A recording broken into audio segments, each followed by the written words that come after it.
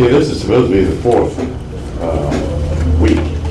So several weeks have passed in between 1 and 3. And to review briefly, the central theme of this science is identity, self-knowledge, and self-revelation, which represent the 3 missing keys in Black America or Black culture. And to clarify identity is to begin a new point of view about first oneself. The central theme of study should be self. The concept exists on both levels of consciousness, as soul and as personality, as it's presented in all scriptures, not just the Bible, but essentially the Bible, because the Bible can be coined as a book of self-knowledge, devised under the system of Kabbalistic writing. And the first important clarity we've already made in other classes concerning the idea of Moor as the ethnocentric name of a dark-skinned, broad-nosed, and thick-lipped, pearl-haired people, wherever they might be. What I'm trying to think of, Orlando had a program a couple of days ago about mixed black folks or mixed people. And she talked about, or at least the total group began to reiterate this mid-60s thing about it doesn't matter, we're all human, though nobody seemed to come up with the definition of the idea of human. And again, the information and response to the significance of having an individual name never came to the forefront. So they were on the far end of this idea of identity. The central thing was pretty much multi-mixed peoples. And of course, one group is saying if you got one drop of black blood, it makes you black. And they kept going from the scheme of complexion and got no further. So misconception of identity is still alive and functioning in a very subcultural way yet. I mean, I'm talking about a program that was live on TV just a few days ago, not a rerun. So the work is to get to this point where one can identify oneself, and from that point begin to study outward, and whatever becomes relevant that fits that central theme called a motif is what allows self-knowledge to make more sense. Beginning with identity allows one to deal with the subject matter of name and naming and the multiple spray of names in all of the scriptures of one's individual God. That's kind of where we left off in the last class. And to know that more means Lord of the earth is an extraordinary lift from just dark or black, as it's mentioned in the small amount of literature on Moorish history. The scholar didn't seem to be interested in getting in depth with the hidden meaning. So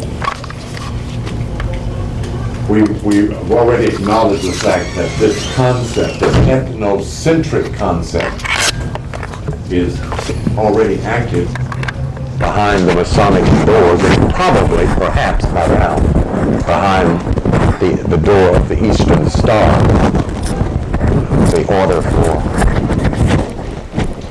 the dark-skinned female. I don't know how much information they get. The last encounter I had with a dark-skinned Eastern Star she didn't know much of anything. But that's difficult to deal with because most of the times under the oath, they're hush-hush. They'll lie first before they'll even admit that they do know something and can't tell. But we see the reflection of this disorientation of black folks who cannot con or perceive the sense of self-worth unless it's attached to job, profession, career, or some external. Doctor this and lawyer this and baker this and plumber this. Then the individual seems to have a lifelong identity.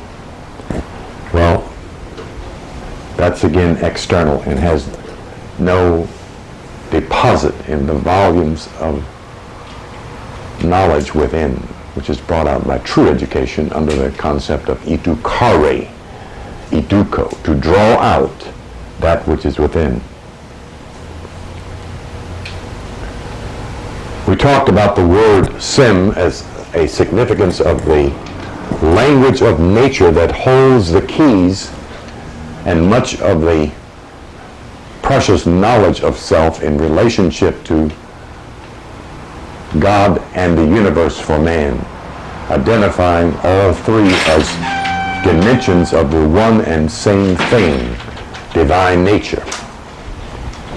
When we're able to do that, when we're able to comprehend this oneness, that man and woman are or is a replica, a representation of the universe, we're then able to appreciate the hidden knowledge of Scripture as well as the reason or rationale of why so much self-knowledge is hidden. We looked at a verse in the Bible that makes reference to the deeper meaning of self-knowledge, and that is Godhood. John 10:31-36, I constantly mention. And we talked about this verse as a key, not as proof, but as a key. The Bible doesn't prove anything. What proves truth or knowledge is a systemization laid down that reflects both the nature, the status, and the behavior of human beings as seen in allegorical or story form. That is part of the system of esoteric writing. So we are looking at the parts to make sense of the whole. And the most important place to look is that part of nature and self that we can't see. And that would be the invisible, dealing with universal law. And the first principle of universal law is referred to as the law of vibration. That everything is in motion and nothing stands still is a vital key. But in adherence to that, it is important to understand that the law of vibration is the law of rhythm disguised. Rhythm being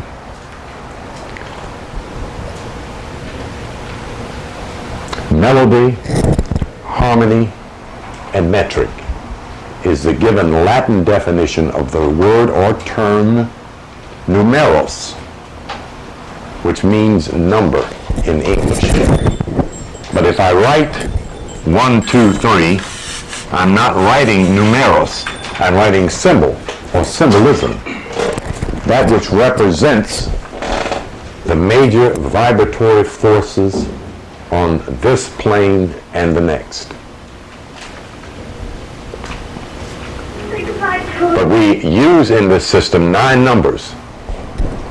In a solar system of 360 degrees, in a cycle where we are given birth in 9 months, which fits into the circle of 360 degrees when equated to 9. That's our format in terms of understanding the natural order, the natural system of human life and the activity of all life form, all form that moves of its own individuated volition is the reference to all life form.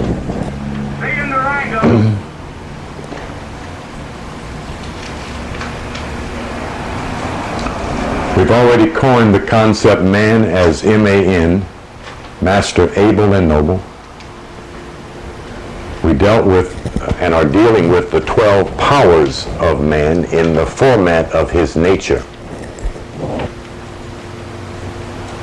The inclusion of this divine nature should be allotted for a very important concept that is both man's best friend and his worst enemy as we perceive sexuality, as opposed to the concept, the code concept, S.E.X, not sexuality, as a behavior.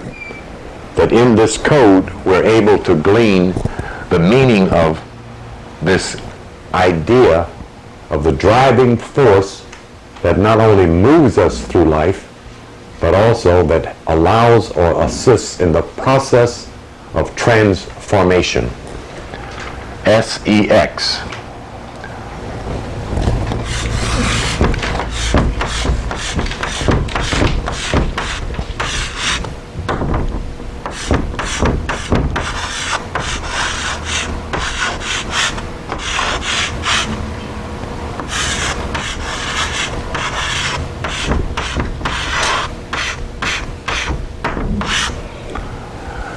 Spinal energy excretion. If we understood our chemistry, we would have more rationale of how and why it should be controlled and directed, rather than having our cerebral spinal system responding to the force of these dynamics. And what we see in the plight of crimes of passion and violence is a direct reflection of the inability of human beings to control their dynamic biochemical fire forces. The spine acts as a chemical ladder to bring both the sperm and spermatosa, or sperm, and the ovium, the female biochemical fluids, from the genitalia area, the sexual area, up to the brain, thereby converting this vital substance into brain or mental energy that regenerates the brain. The regenerative process of the brain allows the brain to perceive and conceive, that is, give birth to spiritual consciousness. Without it, you get a jangling, ringing, irritating vibration that leaves one physiologically unsettled and emotionally a wreck, as we see reflected in our culture. So the spinal energy excretion allows the process of spiritualization, which is a process to affect the physical nature. Without the physical form developing through the growth and development of the spirit, there is no expression of divinity or godhood. Again, to reflect how important this energy, this biochemical secretion is. This does not nullify sexuality, but it certainly gives insight to the dynamic force or power that we are working with, usually unconsciously, most of our young adult lives, until something dramatic happens. I don't know if we talked about the two concepts of Adam and Eve in these three classes. I don't think we did. But here, let me see here. I thought this young lady, excuse me.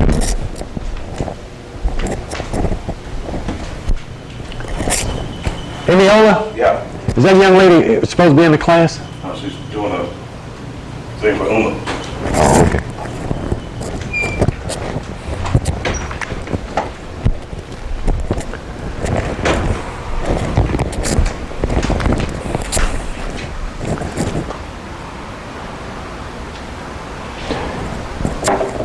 In the literary perspective of theology, the concept of Adam and Eve is part of the responsibility, the disorientation of the value of women in both religion and in culture, inasmuch as the ministry assumed that that particular verse made reference to the female being pulled out of Adam, a contradiction of nature itself. And the overwhelming subtlety of that effect is still prevalent. It is difficult for women to even buy into the belief, let alone the knowledge, that they did not, by nature, come out of a man. It is probably one of the peculiarities of Western culture. And as I mentioned, part of the female inferiority complex.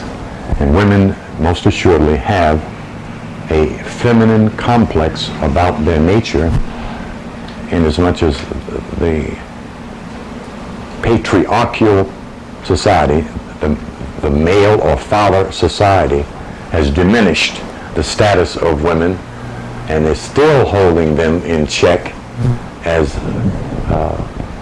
equals, or as those who have the potential to exceed or excel them in performance on all three levels. There are other verses in the theology that makes reference to this subservient role for one's wife, even one's mother, even and most assuredly for one's female children. Even now, the woman is applauded with more ferocity when she has or gives birth to a boy rather than a girl. You know. But that's not just Western culture. That's almost predominant on the planet, at a point where even the Oriental began killing off female babies because they were considered of no worth for many, many years. And I don't even want to talk about clitoral mutilation. Damn, I get deathly ill when I even think about that. I'm just going to leave that alone. The idea of Eve.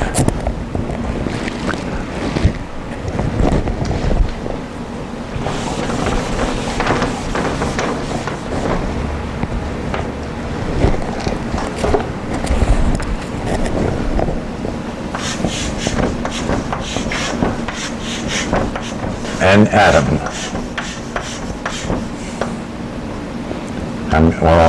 I'll do it this way.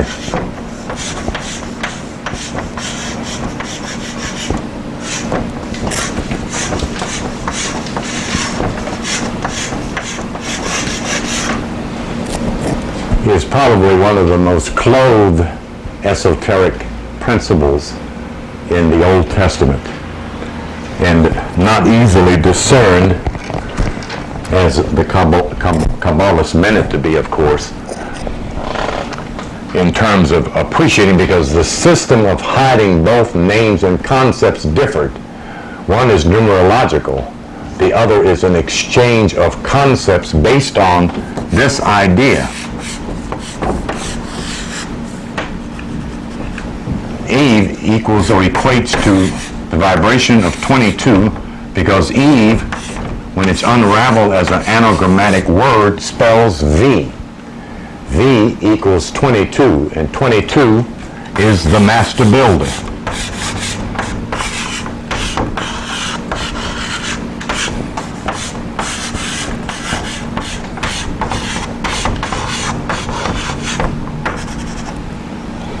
Adam is, well, I already got it done here, working from the biblical concept towards the ancient concept of atum to that of the scientific concept of atom, to show its correlation in reference to energy, not person or personality, but energy.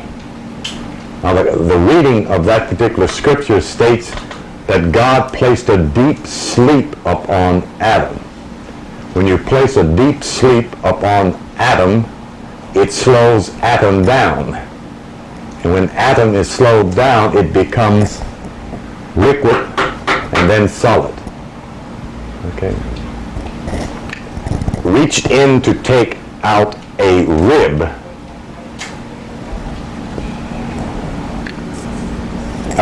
in the book of Matthew, this word is given. In Luke and John, in the book of Matthew, this word is given.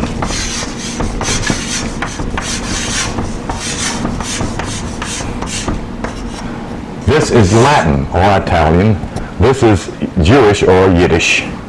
What is a Latin word doing supplementing a Yiddish or Hebrew word? Again, the code written in. Rabboni means, or rabbi means, master, teacher.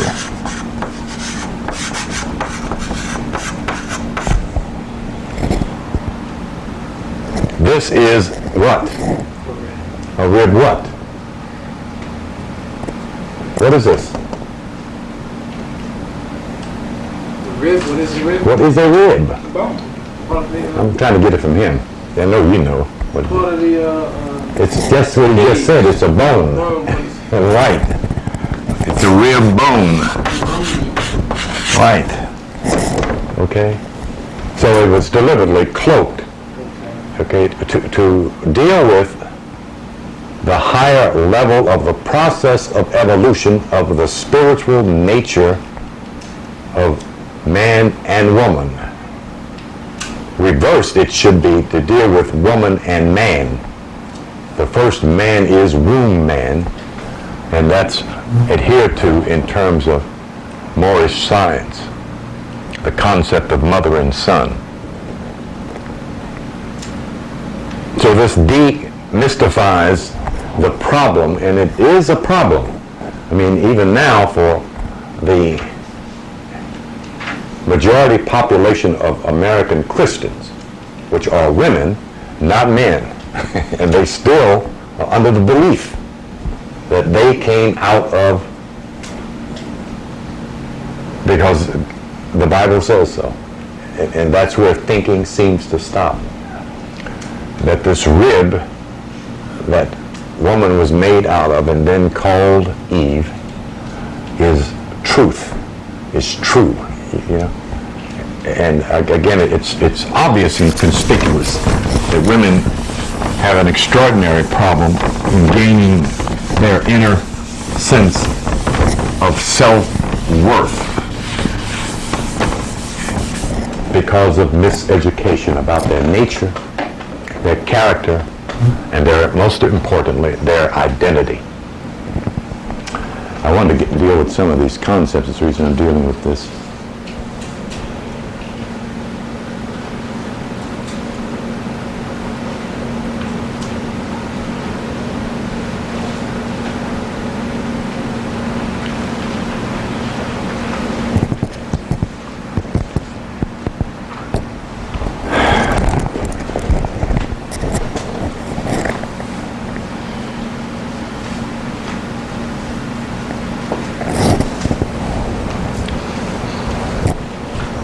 Okay.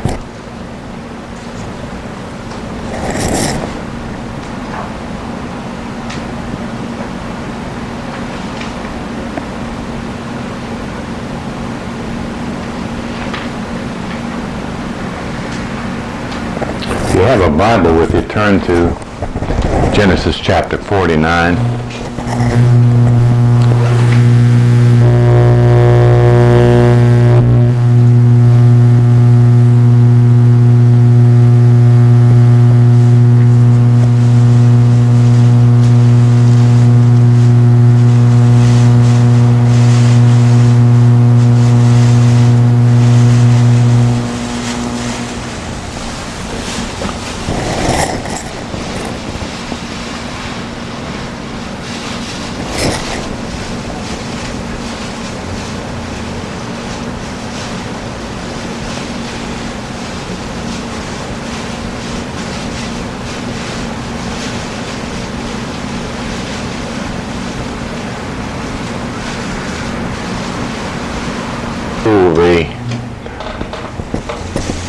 The view of the 12 powers of man are seen from the physiology of man, from the and woman, from the glandular level is where the Eurocentric school of metaphysics begins, inside the physical body, excluding identity other than a child of God or Christian or spirit or spiritual being.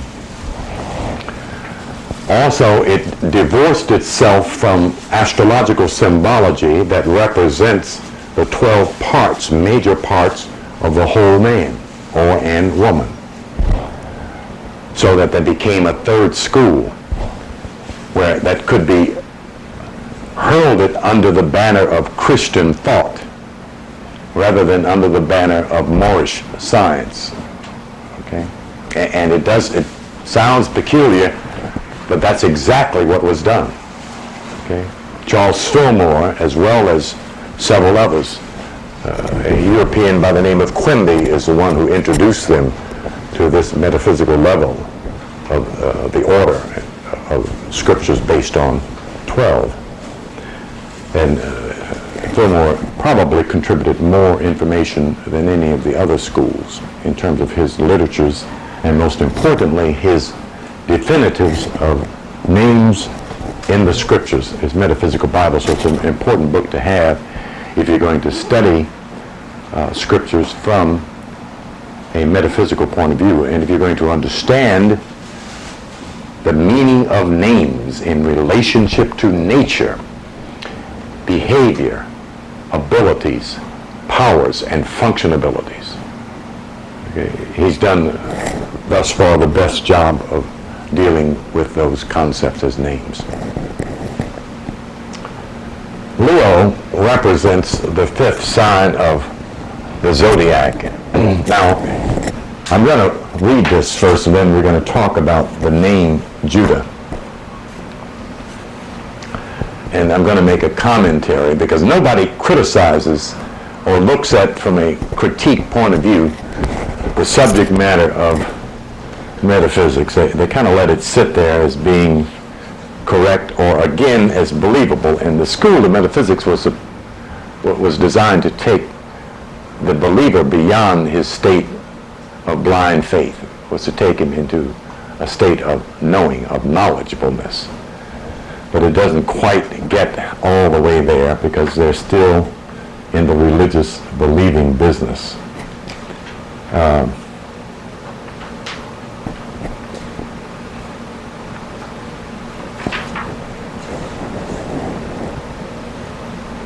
Judah is a lion's whelp.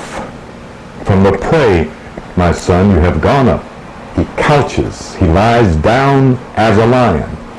And as a lion, who dares rouse him up? The scepter shall not depart from Judah, nor the ruler's staff from between his feet, until Sheol comes, and to him shall be the obedience of the people. I don't think it's difficult to make the transition from Leo to Judah as a astrological sign. The staff that's made reference to is not a Jewish Judah. The staff made reference to is found between the paws of the Sphinx, who is also a lion.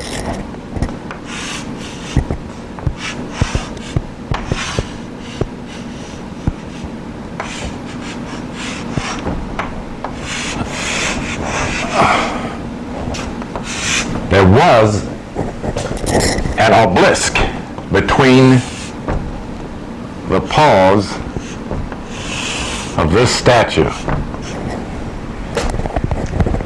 until the French removed it. And the way you can tell that in any depiction of photograph of the whole plane of the Sphinx, you'll see a square plaque between the paws of the Sphinx. Okay? Peter Tompkins talks about it in his book, Secrets of the Great Pyramid, and also a couple of others, Piazzi Smith, and a few of the more erudite, quote, Egyptologists, unquote. the staff was emblematic of the majesty, not of the person only, but of the sign. Because Leo represents the majestic aspect of human character and quality. Okay?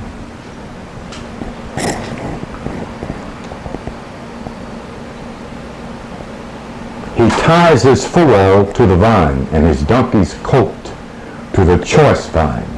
He washes his garments in wine, and his robes in the blood of grapes. His eyes are dull from wine, and his teeth white from milk.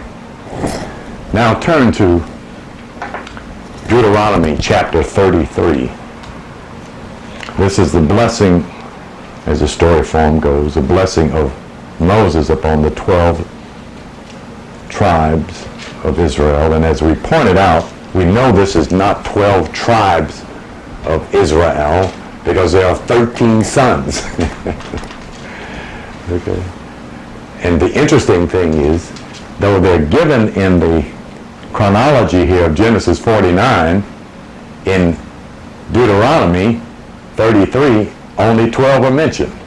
In Revelations, there are only 12 names given for the 12,000 of Israel that composes the 144,000. 12 times 12. Okay.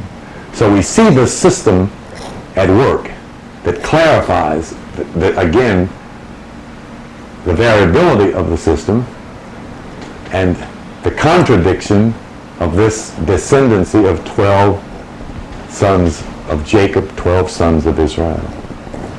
It does not mean that there was no Judah or no Jacob. We're talking about the structure of the scriptures in relationship to a system. That's the meat of it, not the history of it. You know, so I don't argue with those brothers when they want to be from the house of Judah, like Imam Isa. Imam Isa been some of everybody, you know. First he was saying he was from the tribe of Judah, and that the Moors were cursed, he told the brothers, you know, and told them that the Egyptian hieroglyphics were of Satan, the devil, you know. And he'd walk around putting the fez on the brothers. They won't even call it a fez, it calls it a tarbush, gives it a Turkish name. You know, but that's his stuff, you know.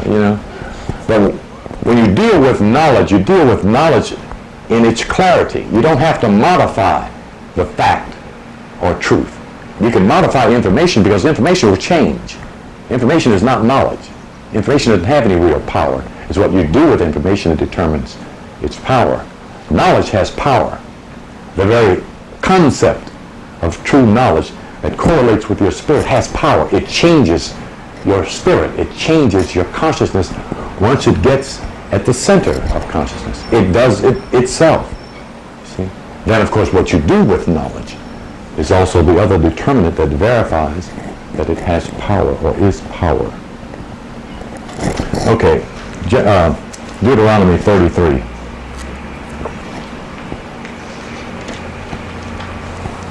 Well, my other commentary was that if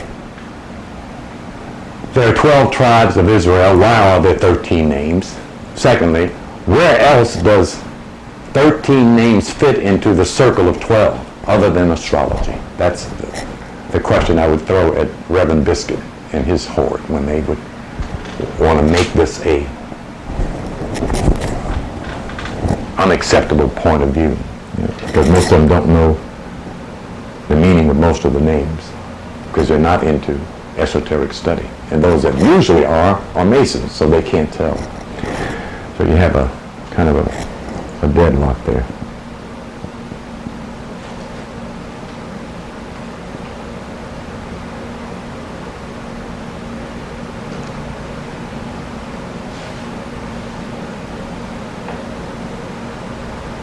I'm looking for Judah's name here.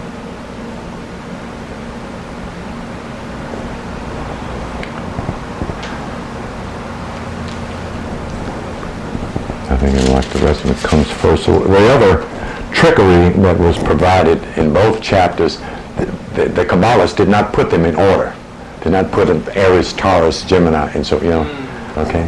So they wouldn't be easily identified.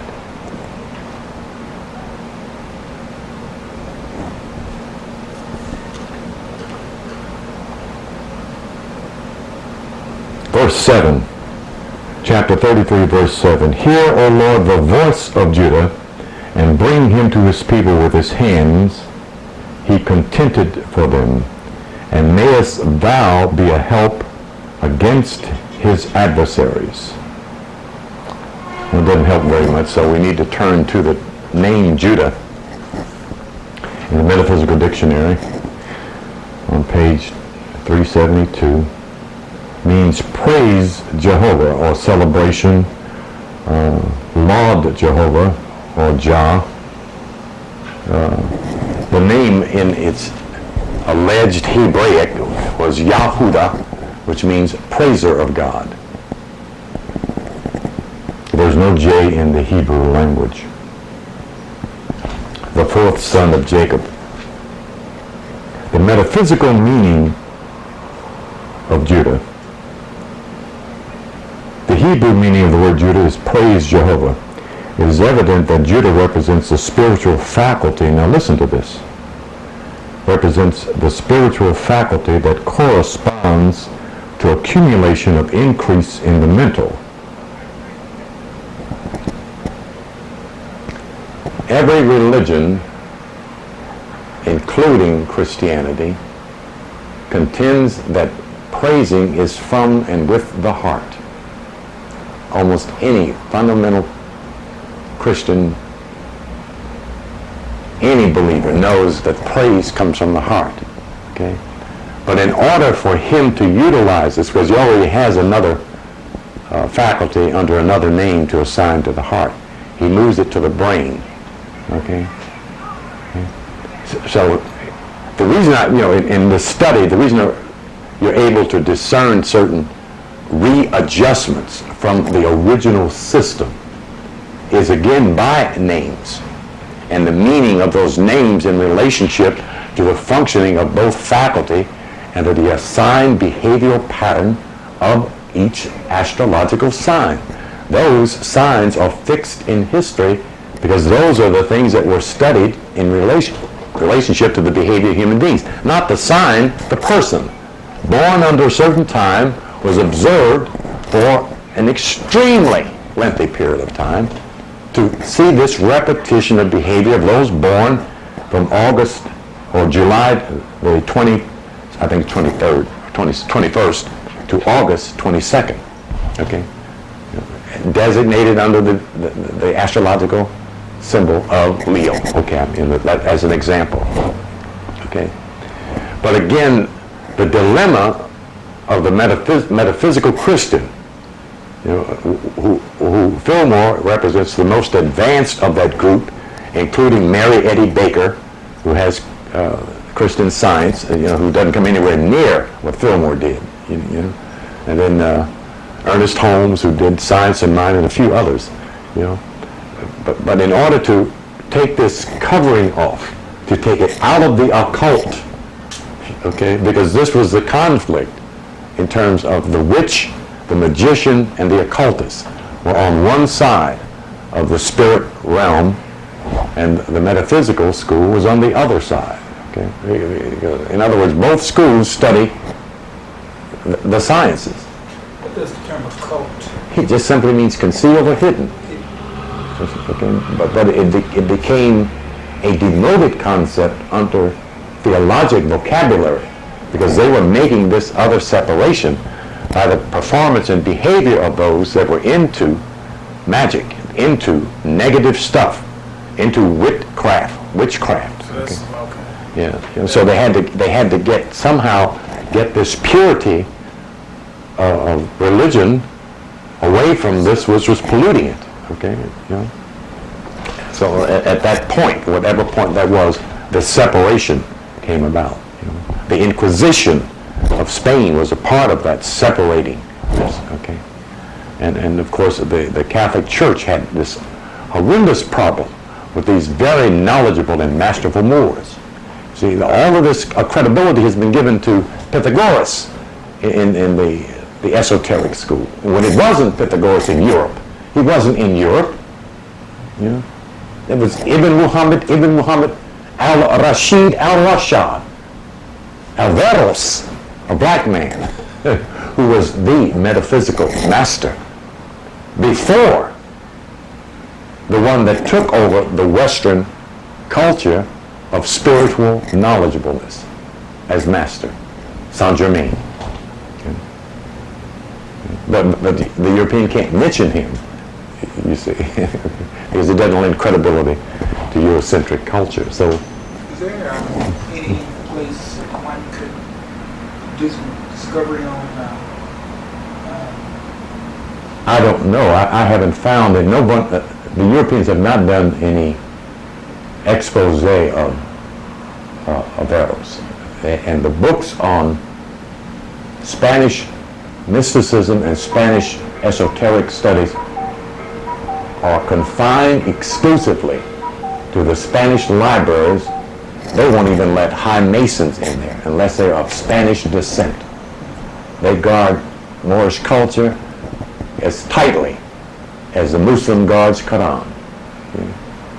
You just can't go to any library in Spain and ask for certain books and get them.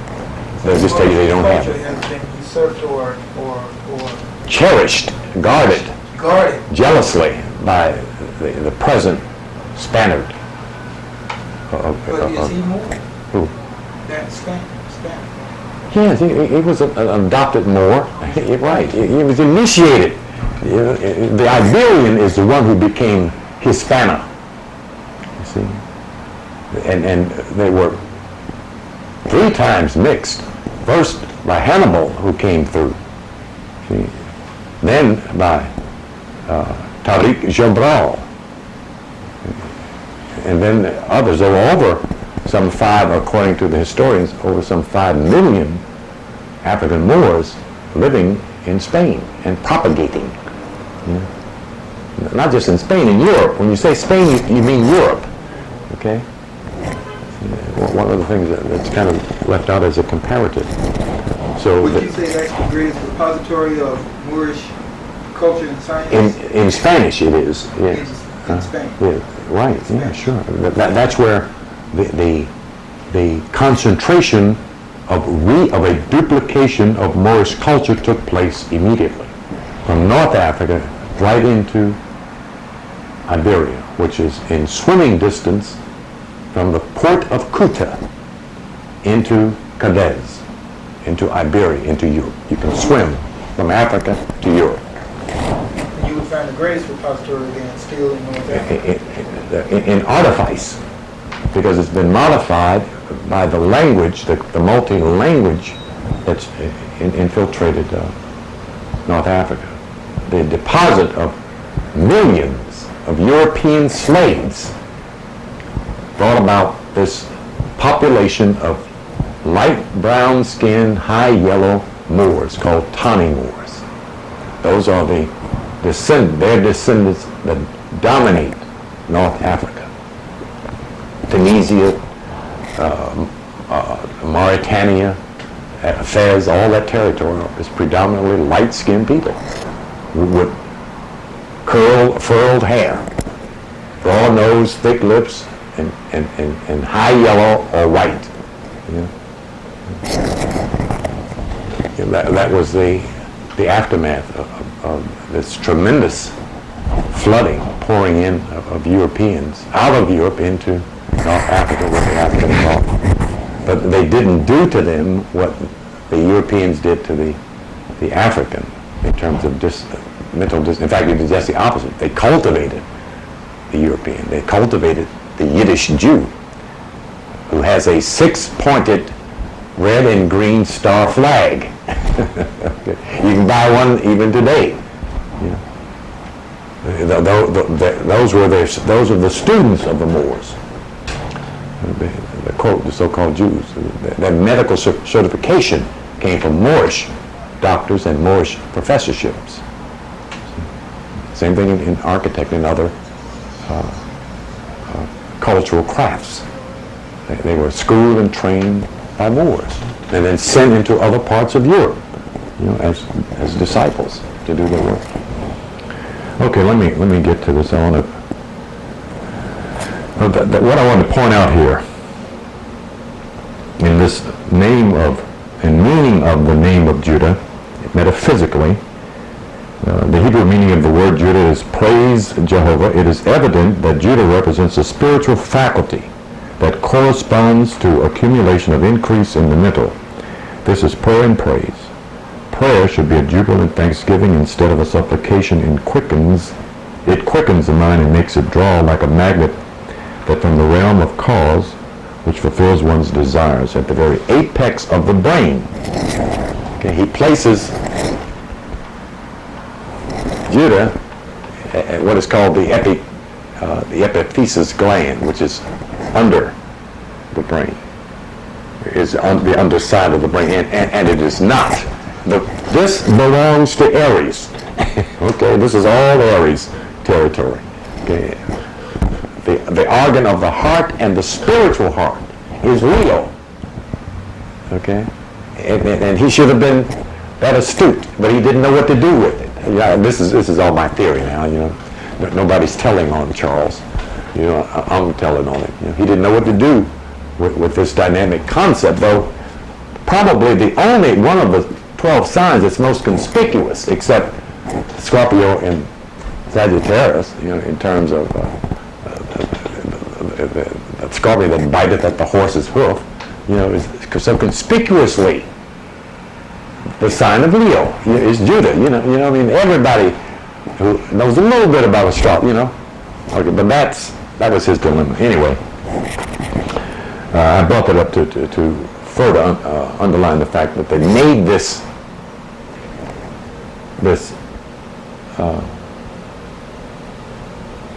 division, you know, to separate these two schools of thought. Okay, though Fillmore is not ignoring astrology, he has term and terminologies in reference to quote Hebrew names that make direct reference to astrological ideas, you know, as Mazaroth, you know, as Leviathan, you know, which the average preacher thinks those are monsters. Okay, you know, so you know, but he didn't deal with it. You know, he simply refused, because essentially the metaphysical school of thought is a healing school.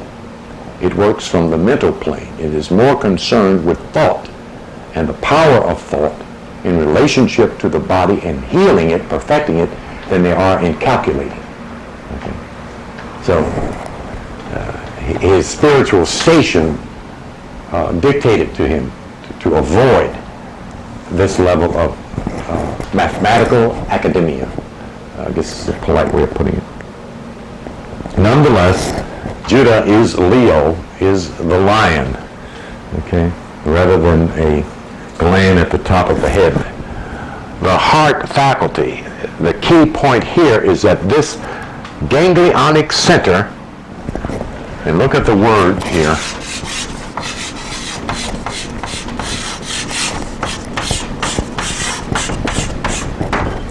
that's ganglion, is on the back of the heart.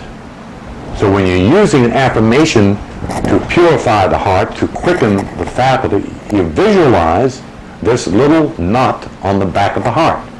Wherever your thought attention goes, that's where your energy goes.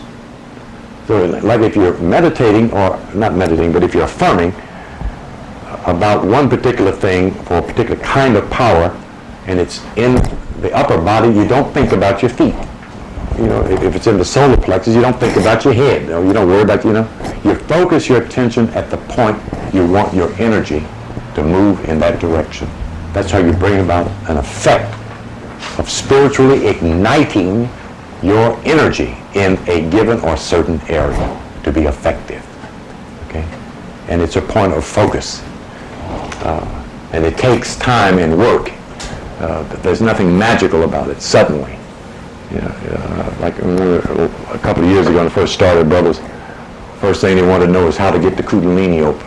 You know, the way to shape some of the brothers that opened that damn Kundalini, they'd been hopping around there like somebody pour hot lava on them. But you know, the issue of this science is it steps up one's energy, it steps up one's metabolism, it steps up one's interest. They want to hurry up and become it as soon as they find out about it, you know. Because most of us are late, you know, particularly black folks. We've been so duped about everything knowledgeable. We are running behind that schedule because we've been held back, not because we didn't want to know greater things. But someone said, you know, took the top of it and said, this is the truth, my brother. This is, you must believe. Right, you know, this is sacred, you know. And it was sacred. It's a secret, but the secret was under it, not on it, you know. And that at that point is pretty much where we are now. Black folks discovering that there's a secret hidden from them, you know. And the response seems to be pretty much the same. You know, a fervent blast, and then this trickling down, you know. We grow bored easily. We grow impatient. We become fidgety, and it is reminiscent of my own experience of reading. I remember I used to pick up a book when I picked up the Kybalion, for instance. I was transfixed by the Kybalion. I could not put it down, but it had me doing this when I read a line and read, oh wow, you know, I couldn't keep me. It was all so new to me, so powerful, you know. Man, it just went right center, you know. But what I noticed, even while I was reading it, I was getting energy. I stayed up all night. I'm talking about through the night to the morning to read that book. When I put that book down, I was looking at the last stuff on the back page, you know. And then slept like a baby, you know. I mean, just my whole body just relaxed, you know. And the spiritual sky just opened up. This beautiful, pure blue light was there, you know. And I didn't do anything except relax, you know. But it was just this knowing, you know, that dropped all of this tension, anxiety that we accumulate in gobs and don't know what to do with. We live with it like it's a natural state, you know, for us to be tense, tenacious, you know, what Cobbs and Greer talked about. Brother walks up the street tenacious. In other words, he's ready to smile or ready to fight. Either one. It don't make no difference to him. He's ready, you know. That's tenacity, you know, and it's responsible for a lot of the nervous system problems that many black men have fallen ill to and don't know it. If you can bump into a human being and that human being turns fighting, raging mad in a second, he has absolutely no control over his brain, his chemistry, or his nervous system. He's a victim of whatever bumps into him or he bumps into. You know? This is a dude to turn around and kick a brick wall because he bumped into the damn wall, you know. So we need to understand what mastery is about. It is about controlling these powers of the four elements. You know? You can't pray them away because they're not supposed to be prayed away. They're supposed to be placed in order. Order is balance. You see, that your energy of the brain does not exceed the fire of your solar plexus. See, if both fires are burning at the same rate of speed, they're balanced. You see? And no one can make you do anything, can make you react. That's a part of mastery. You see? The same thing with the chemistry. The hot sister should not be able to turn you on from across the street, even though she is dripping with the luster of lust. You know? And some sisters be dripping with it. That's why you see your head go like this. You know, a whole river of saliva. And you don't even notice it. Hey, what's up? You know, that's her doing that. You know, you're her victim, her toy. You know, and both men and women need to understand these chemical makeups, you know, that causes reactionary human behavior, which is what most people are involved in, is reacting to things. They're not making decisions and sticking to them on most of the turn of their lives. They're simply reacting to advertisement, especially, you know, and to the magnetism of the environment, the field of energy that's there, whatever that energy might be. If it's a fun energy or fighting energy, frightening energy, you know, whatever it is, most people succumb to it. You know. Okay. I don't want to get too far from where I'm headed here. Divine love is not an emotion. In other words, the feeling that most human beings have and are calling love, I'm in love with you, baby. I've fallen.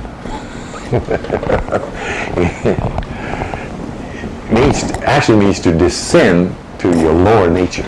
When people say they're falling or fell in love, they've gone down to their lower nature. Love is a power because it is a principle, the principle of the law of attraction, okay, that moves the universe, that draws everything back to center, that causes the cohesiveness of all life form. It holds everything together in its proper idea form. That this table can become a table because the vibratory energy of attraction holds it together. When that principle exceeds or leaves that mass of substance, it falls apart. That's what breaking is. The de-vibratory factor of an object is losing the force of attraction. Love as a power can be experienced primarily, I say primarily because that's where most people first experience love, is in the heart center, which includes the organ and the chakra. Because the power of love comes through the heart chakra and affects the heart organ.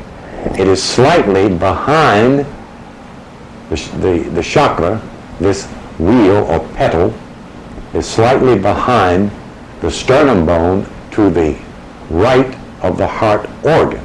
And the heart organ literally sits about here, slightly left of your sternum bone. It does not sit over here. I pledge allegiance to the flag. It's about right here. So this energy from the astral heart is what the heart chakra represents, affects and tunes the physical heart into the power of love. And you will know it's there because it illuminates the heart. You can feel it. It feels the way roses smells. That's the only comparative I've got. Okay? And once you have the experience, you'll know what I mean. It's a spiritual sensing or sensory experience. If you've ever smelled a rose and felt the power of love, they are quite a similarity. Okay? It balances your heart's desires, the major thing. It separates the violent desires born in the heart from the calm, balanced, perfect, positive, attributable desires born of the heart. The problem of human behavior is not in the brain, it is in the heart that men seek evil as they, in the same organ, seek their good. See? Divine love overrides the negative, which is weaker than the light. That was a message for somebody. In other words, fear and hatred are born of the negative. It has no power over love. The axiom is perfect love casts out all fear. When fear is gone, there is no hatred. There is no anger. There is no imbalance. There is no neurotic, psychotic. Okay. It is the acquiring of this rose-petaled power that makes life more than tolerable.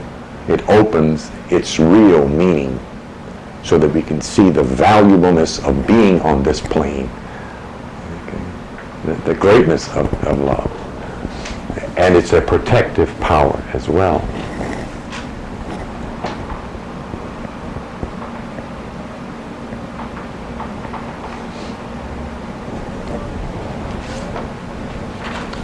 The principle of love is the feminine quality of nature, of divine nature. It is the mother principle. And wisdom is the masculine or father principle of nature. Wisdom is the intelligence of the universe, the intelligence of nature, lower and higher nature. There is wisdom on the lower planes of nature that seems to contradict even our own ethics. We see a great ferocious lion eating up a little lamb or a little sheep or something. Oh, wow, man, that's the balance of nature. Plus, he's got to eat, hell. Okay, so we can see wisdom behaving on all planes of existence as we view it objectively. Something hard for black folks, melanin folks, to do is to be objective. Along with this, I wanted to explore, most importantly, 1 Kings chapter 7. The group that was here that seems to abandon me was supposed to study chapter 7 of the book of Kings, the first book of Kings, that deals with Hiram Abiff. And here is where the expose, revelation of the Masonic script is found most visibly and valid in the scriptures in 1 Kings chapter 7, verse 13. Now King Solomon sent and brought Hiram from Tyre, or Tyre. He was a widow's son from the tribe of Naphtali. The first important factor is to find out what the word name means, Solomon. The first thing folks usually say, it means king. He was a king. And then the brothers on the street, he was a black man. Right, yeah. And 700 concubines. Yeah. So they kind of hurt. What the hell I do?